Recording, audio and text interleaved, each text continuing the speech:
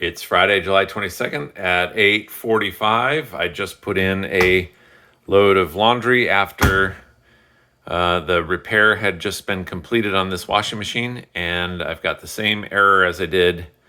This is me just turning it on. So I went and got my video camera and recorded this.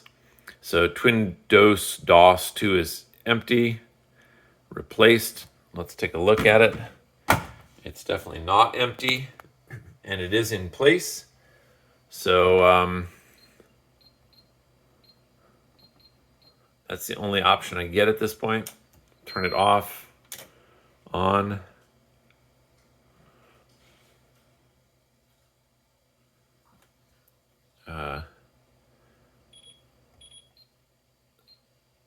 So let's go with an extra rinse. TwinDos is not showing because I think it's saying it's empty. So it doesn't have the option. Yeah, container 2 is empty. And this is after it ran through a cycle, and it was very sudsy, but it ran through a cycle when the repair person was here yesterday. This is the first time I'm starting it. So I would probably have to put some laundry detergent into this hopper and run it. And that's what I'm going to do now.